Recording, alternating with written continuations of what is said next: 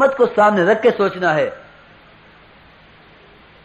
یہ مسجد کے اعتبار سے سوچنا یا محلوں کے اعتبار سے سوچنا، اس کی تو اس امت کو اجازت ہی نہیں ہے. یہ جس وقت جتنی امت ہے یہ ایک نبی کی امت ہے، یہ مختلف انبیاء کی امتیں نہیں ہیں. یہ مختلف انبیاء کی امتیں نہیں ہیں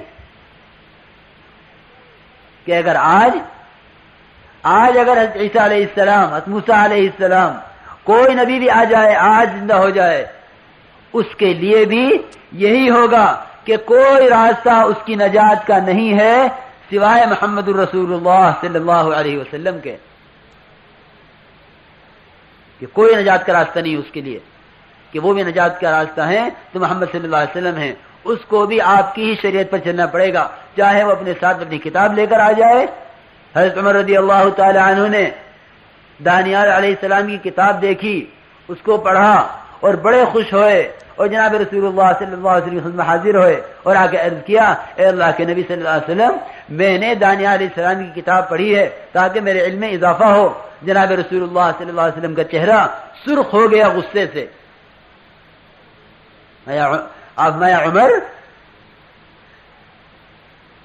عمر یہ تم یہ پڑھ رہے ہو؟ اگر عیسیٰ آ جائیں، موسیٰ آ جائیں، ان کے لیے کوئی گنجائش نہیں ہے، کوئی راستہ نہیں سوائے میرے طریقے کے. لقد کان لکم فی رسول اللہ اسوۃ حسنہ، قرآن کا فیصلہ قیامت تک کے لیے کہ جو آئے گا اس کے لیے راستہ محمد صلی اللہ علیہ وسلم ہے، اس کے علاوہ کوئی راستہ نہیں ہے. ہمیں بالکل حق نہیں اس کا کہ امت کے ٹکڑے کریں، یہ تبلیغ والا، یہ غیر تبلیغ والا نہیں.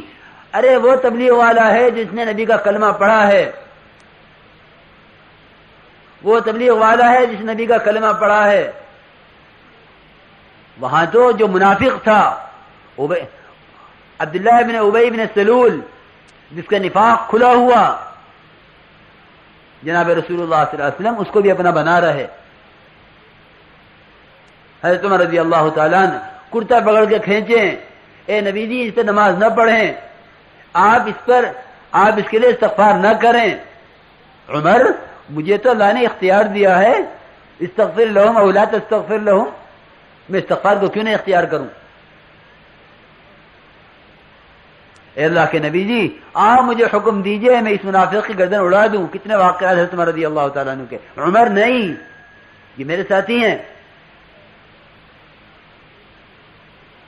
جناب رسول اللہ صلی اللہ علیہ وسلم تو ان کو گلے لگا لیا، ان کو قریب کر لیا اور ان کو اپنا کہہ دیا جن کو اللہ نے کہا تھا کہ یہ تمہارے نہیں ہیں. اللہ کہہ رہا یہ تمہارے نہیں ہیں، اللہ کے نبی ان کو گلے لگا رہے. اور ہمیں جن سے کہا یہ تمہارے ہیں تم ان کے ہو. اور بلکہ اس سے آگے کی عرض کر دوں کہ اللہ نے یہ کہا ہے وہ تمہارے نہیں تم ان کے نہیں. لیکن آج انسان ایسا اپنی عقل سے گرا ہوا اور اتنا نادان ہو گیا کہ جو اپنے ہیں وہ غیر بنے ہوئے، جو غیر ہیں ان کو اپنا بنایا ہوا ہے.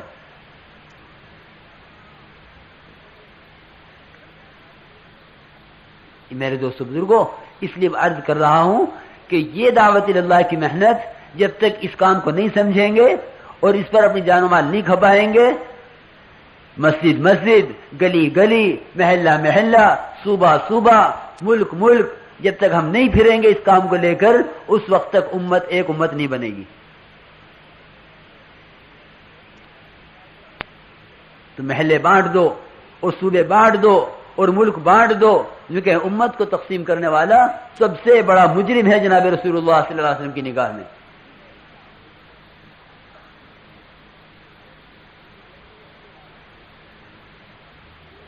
کہ ایک آدمی جمعہ کی نماز کے لیے چلے، کیونکہ اگر اس نے دو آدمیوں کے درمیان تفریق نہیں کی ہے، دو آدمیوں کے درمیان تفریق نہ کرے، اس کو پورا اجر ہے. دو آدمیوں کے درمیان بھی تفریق کرنا آپ کو پسند نہیں تھا. اس لیے میرے دوست بزرگوں، یہ ایک کام ہے، ایک مقصد ہے، نہ تبلیغ والوں کا ہے، نہ مولیات صاحب کا ہے، کسی کا نہیں، اللہ کا کام ہے۔ اللہ تعالیٰ نے ہر زمانے میں نبیوں سے کروایا ہے، نبیوں سے نبیوں میں منتقل ہوا، پھر جناب رسول اللہ صلی اللہ علیہ وسلم سے امت کی طرف منتقل ہوا ہے۔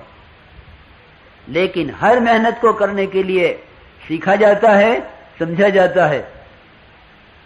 جو نہیں سمجھتے، نہیں سیکھتے، انہیں اشکالات ہوتے ہیں، کیا کام ہے، کیوں ہو رہا ہے، کن کے کرنے کا ہے، آیا کاروباری لوگ بھی کریں گے اس کو، جن کو فرصت نہیں وہ بھی کریں گے، آیا سنت ہے، یہ مستحب ہے، فرض کفایہ ہے، یہ فرض عین ہے، کیا اس کے بغیر، اس کے علاوہ اور بھی تو کام ہو سکتے ہیں؟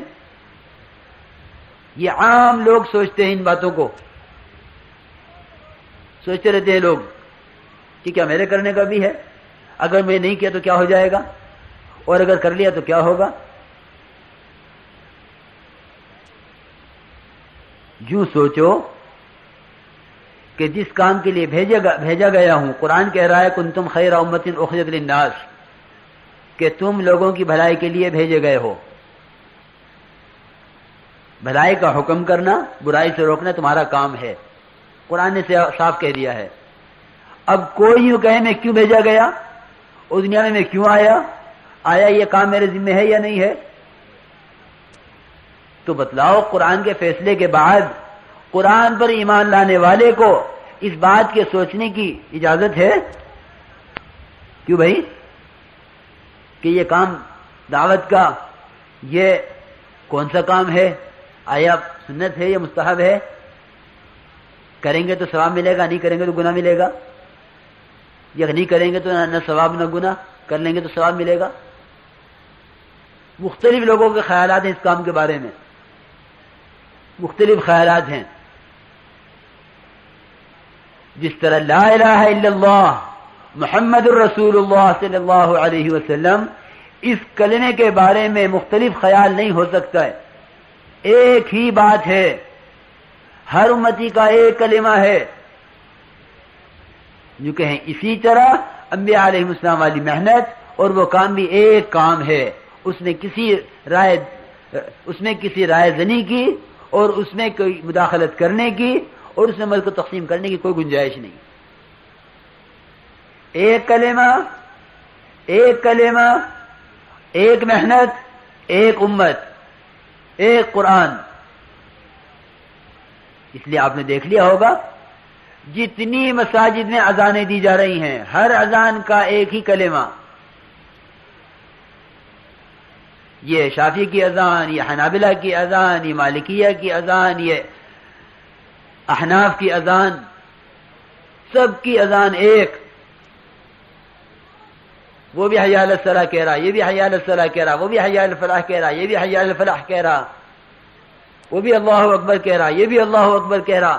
چاہے امریکہ میں اذان ہو، چاہے یورپ میں اذان ہو، چاہے پیرس میں اذان ہو، چاہے کسی ہوائی جہاز میں اذان ہو، جہاں بھی اذان ہو رہی ہے ایک ہی کلمے کے ساتھ ہو رہی ہے۔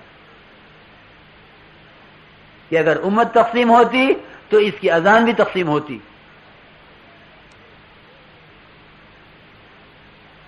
لیکن نماز میں اختلاف ہو سکتے ہیں، یہ آمین زور سے کہیں، یہ آمین آہستہ کہیں، یہ ہاتھ اٹھاویں، یہ ہاتھ نہ اٹھاویں، لیکن اذان میں اختلاف کہ کسی میں کوئی اختلاف نہیں، کیونکہ یہ دعوت ہے، دعوت تامہ ہے، دعوت پر پوری امت کو جوڑا ہے، ہر خیال کا، ہر مذہب کا، ہر ذہن کا، ہر ایک دعوت سے جڑ جائے گا۔ اس لیے الحمدللہ جو جماعتیں ہمارے ملکوں میں چلتی ہیں اور عرب ممالک میں جہاں کام ہے ماشاءاللہ، وہاں ایک ہی جماعت کے اندر یہ شافعی ہیں، یہ حنبلی ہیں، یہ مالکی ہیں، یہ فلاں امام پہ کے طریقے پہ چلتے ہیں، یہ فلاں مذہب کے ہیں، سب ایک ساتھ چل رہے ہیں، سب کی ایک بات ہو رہی ہے کہ ہمیں دعوت کے لیے بھیجا گیا ہے، ہر ایک دوسرے کو ترغیب دے رہا ہے، ایمان کی، اعمال کی، اخلاق کی، معاشرے کی۔ تو اس دعوت کی محنت نے امت کو جوڑ دیا ہے کہ ایک کام ہے نبوت والا، مولیہ ایسا والا نہیں۔ میں بار بار کہتا ہوں اس کو، لیکن میرے دوستوں بزرگوں، اس کام کو سیکھنا پڑے گا، ورنہ رائے میں جیسا عرض کر رہا تھا کہ مختلف رائے دیں گے لوگ، کہ مختلف خیالات اور مختلف تبصرے کریں گے کام پر. اس لیے کام سمجھیں اور کام سیکھیں. جناب رسول اللہ صلی اللہ علیہ وسلم نے کام امت کو سکھلایا، اور جس طرح اس وقت ہدایات دی جا رہی ہیں، جناب رسول اللہ صلی اللہ علیہ وسلم اور آپ کے خلفائے کرام وہ بھی جانے والی جماعتوں کو اس طرح ہدایات دیا کرتے تھے. ہم اللہ کے راستے میں کس لیے نکل رہے ہیں؟ اللہ کی ذات کا تعارف کرانے کے لیے. یہ ہماری بنیاد ہے اصل. یا ایھا المدثر قم فانذر وربک فکبر. جناب رسول اللہ صلی اللہ علیہ وسلم، آپ سے زیادہ اللہ کو کون محبوب ہوگا؟ آپ کو پہلے دن حکم مل رہا قم فانذر وربک فکبر، کہ اے کمبل اوڑھ کے لیٹنے والے کھڑا ہو اور اپنے رب کی بڑائی بیان کر، اور اپنے رب سے کہ جو ہے دردناک عذاب سے امت کو ڈرا. کھڑے ہو کے اپنا کام شروع کرو. وَاعْبُدْ رَبَّكَ حَتَّى يَأْتِيَكَ الْيَقِينُ. آپ مرنے تک اسی طرح کام کرتے رہیے جس طرح کہا جا رہا ہے. فَاسْتَقِمْ كَمَا أُمِرْتَ. جس طرح کہہ رہے اسی طرح کیجئے. تو ہمارا مقصد ہے اللہ کے بندوں کو اللہ کی ذات کی طرف بلانا، مانگ کر ہم داخل ہوں. مطلب کیا ہے؟ صرف مطلب اتنا ہے، اردو میں آپ اتنی دعا مانگ لیں، آسان رہے گا کہ اے اللہ، ہم تجھ سے اس بستی کا، اس بستی والوں کی خیر کا، اور اس بستی میں جو خیر رکھی گئی ہے اس کا ہم تجھ سے سوال کرتے ہیں. اس بستی والوں کے شر سے، اس بستی کے شر سے، اور اس بستی میں جو شر رکھا گیا ہے اس کے شر سے ہم تیری پناہ چاہتے ہیں. اے اللہ، تو بستی والوں کو ہمارے لیے محبوب بنا دے، اور ہمیں اس بستی والوں کے لیے محبوب بنا دے. بغیر محبت کے اطاعت نہیں ہوتی، یاد رکھو. اگر محبت نہیں ہے تو بیوی تمہاری اطاعت نہیں کرے گی، اور اگر محبت ہے تو دشمن بھی اطاعت کر لے گا. اس لیے اطاعت محبت سے پیدا ہوگی. تو انبیاء علیہ السلام نے اللہ تعالی سے اپنی قوموں کے لیے اپنی قوموں کی محبت کو مانگا ہے. ہاں، اپنی قوموں کی محبت کو مانگا ہے کہ ان کی محبت میرے دل میں اتار دے اور میری محبت ان کے دل میں اتار دے. تو ہمیں بستی والوں کی محبت اللہ سے مانگنی ہے تاکہ جب ہم بستی میں داخل ہوں تو وہ ہمارا ساتھ دیں کہ اللہ یہ ہمارے بھائی ہیں، تو ان کی محبت ہمارے دلوں میں اتار دے اور ہماری محبت ان کے دلوں میں اتار دے. جب جماعت ہماری کسی علاقے میں پہنچے، ہم سیدھے مسجد کی طرف جائیں. یہ مسجد اللہ کے دربار ہیں. مسجدوں میں جا کے مسجد میں سنت طریقے سے داخل ہوں، اور سنت طریقے سے داخل ہو کر ہم مسجد کو اللہ کا دربار سمجھیں، اپنے لیے کچھ سرائے نہ سمجھیں. یہ جو شکایت ہوتی ہے ہماری جماعت والوں کو مسجد والوں سے، اس کی وجہ یہ ہے ہم یوں سمجھتے ہیں کہ مسجد ہمارے لیے کوئی ہوٹل ہے کہ کمرہ لے لیا ہوٹل میں اور جس طرح چاہو رہو. مسجد کا حق ادا کرو. اگر مسجد والا دین نہ آیا ہمارے اندر تو مسجد سے باہر کا دین ہمارے میں نہیں آ سکتا. کہ یہ مسجد والا دین نے اگر نہ لیا تو مسجد سے باہر خدا کے احکامات کو توڑے گا. اس لیے پہلے مسجد والا دین سیکھیں کہ مسجد کا دین یہ ہے کہ مسجد کے آداب کی رعایت ہو. سیدھا پیر مسجد میں پہلے داخل کریں، مسجد میں داخل ہونے کی دعا پڑھیں، اللہم افتح لی ابواب رحمتک. یہ دعا پڑھ کے اندر داخل ہوں. اگر مکروہ وقت نہیں ہے 2 رکعات جو ہے تحیۃ المسجد ضرور پڑھیں کہ یہ اللہ کے سامنے حاضر ہونے کے لیے منہ بنانا ہے کہ ہم اللہ کے دربار میں آئے ہیں. سامان ایک طرف ٹھکانے قرینے سے رکھا جاوے. کوشش کریں اس بات کی کہ مسجد کے اندر کے حصے میں